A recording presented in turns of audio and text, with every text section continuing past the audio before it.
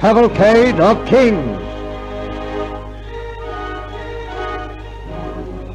King Henry II, Episode 1.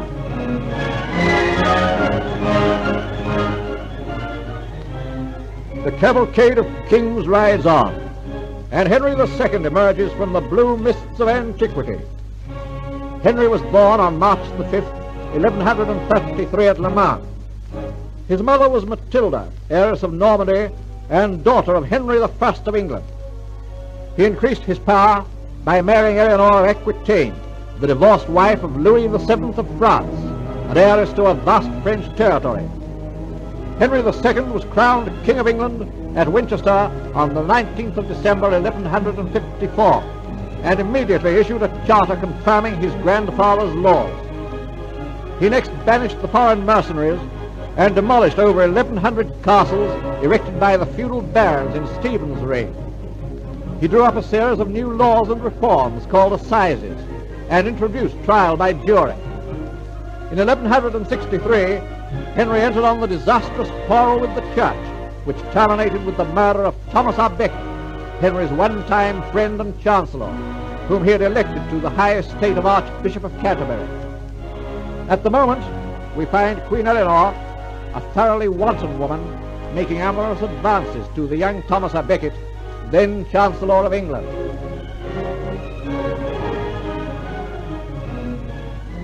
My lady honours my poor house with her presence, but is she wise in doing so unaccompanied by her serving women? I will go if I am unwelcome, sir. Beauty is a welcome guest everywhere, madam.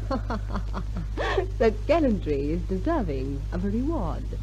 You may kiss my hand, my Lord Chancellor. I would rather kiss... Yes? Forgive me, my lady. I forgot myself for a moment. Let us both forget, Thomas. Forget everything, not for a moment, but for an hour. You tempt me sorely. Your eyes... What can you see in my eyes? An invitation which I find hard to refuse. Then why do you refuse? Because I am not prepared to pay the price for such a pleasure. Would any price be too high to pay for such fame as I could bestow upon you, Thomas? Yes, lady, when that price is my honor. Bah, what is honor compared with fame? Fame is something which can always be won, madam. And honor? Something that must never be lost. He who fears to venture as far as his heart urges is a coward.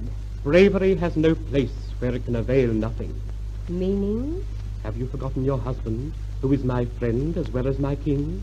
A wise man turns chance into good fortune. I offer you that chance now. The king matters not. I do not understand. No? Then I shall proceed to enlighten you. Suppose Henry died.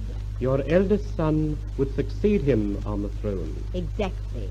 And as my son is not yet of an age, it would follow that I, his mother, would be appointed regent. Then England and our French possessions would be in the hollow of my hand. And you, Thomas, would grieve with the nation at our king's death. Or perhaps rejoice in the unlimited power which the Queen could bestow upon you.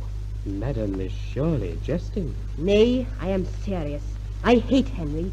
Hate him with a bitter hatred. 'Tis an old adage which has it, that hell hath no fury like that of a woman scorned. You refer, of course, to the king's peccadillo with the fair Rosamond? Am I wrong in doing so? In imagining I'm jealous of that insipid chit? Yes. What have I to be jealous of? I, the most beautiful woman in England. Nay, my hatred of Henry is not the fruit of jealousy, but envy. I envy him his power, the power I shall one day smash, and you are going to help me smash it. I think not, madam. Not now, but later. Yes. The king. He must not find me here. Quickly, madam, through this door. It leads to the sunken garden. Take the path to the left. Follow it, and you'll come to the river. My barge is waiting at the steps. It will carry you safely to the palace. Thank you, Thomas. Farewell till we meet again. She has gone. Power, is that what I want too? I wonder.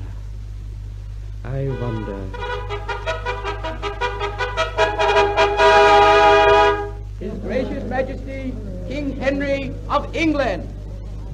Oh, my Lord Chancellor, why so thoughtful?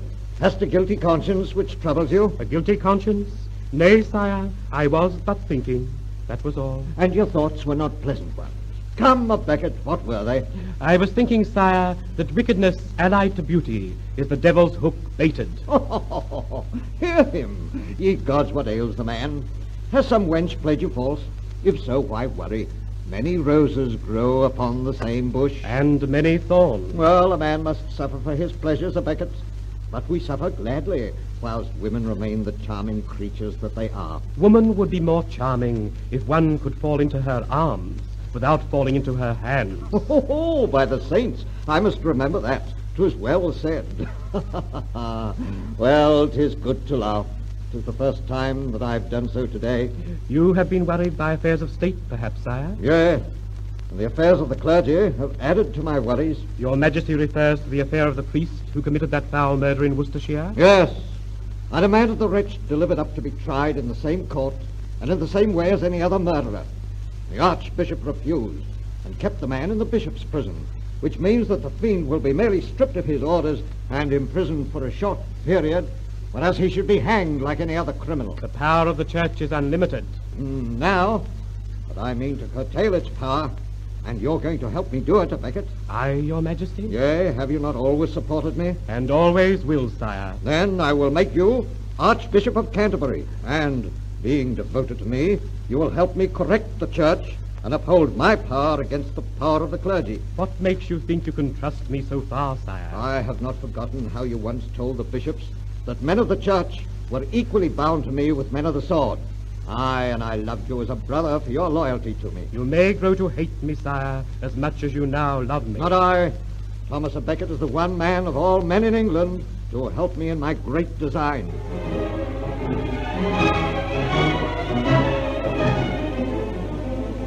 Thomas à Becket took a very serious view of his new office, changing his luxurious mode of living and becoming strict and austere. He abandoned the king's service for the people's, and a fierce quarrel broke out between Henry and his one-time friend.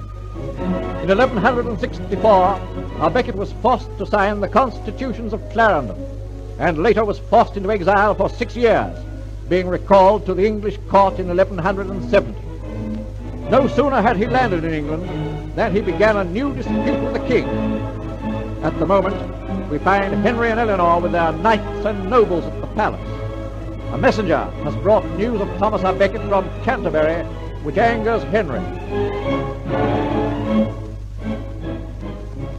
This is insufferable. What has happened, Henry? À Becket has discovered that our son Henry was secretly crowned when we were in dread of our kingdom being placed under an interdict by the Pope some time ago. Well? À Becket has persuaded the Pope to suspend the Archbishop of York who performed the ceremony, and to excommunicate the bishops who assisted at it. Even I am threatened. 'Tis indeed insufferable, but 'tis your own fault for raising such an ingrate to such a high estate as Archbishop of Canterbury. What reward has he given you for your generosity? Baseness and treachery. That's my reward. Ye gods, will none of the cowards who eat my bread rid me of this turbulent priest?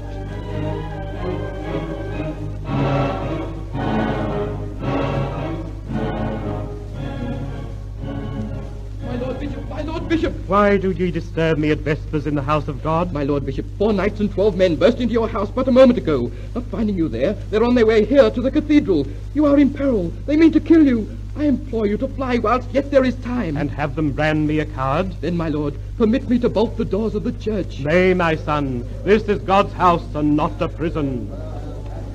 Follow me, royal servants of the king.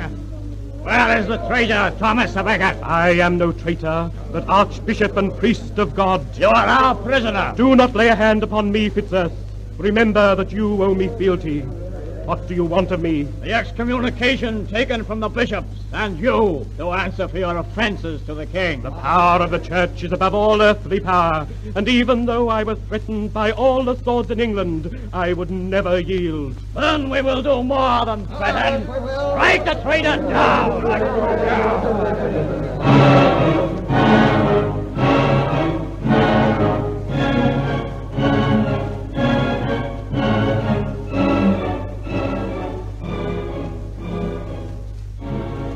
say a Becket was murdered at Vespers in the cathedral? Yea, sire. By whose hand? By 4 loyal knights who fearlessly carried out your bidding. I was one of them. Carried out my bidding? I gave no such orders. Did you not call upon someone to rid you of the turbulent priest, sire? But I never meant my words to be taken literally. Oh, God, it is foul, horrible. Such a fiendish crime will stink in the nostrils of my people. A Becket was once my friend. I loved him as a brother. We quarreled, but doubtless time would have set us aright. And now, oh, now 'tis too late. Thomas, my friend, what can I do? What can I do to atone for the vile deed which has been perpetrated in my name?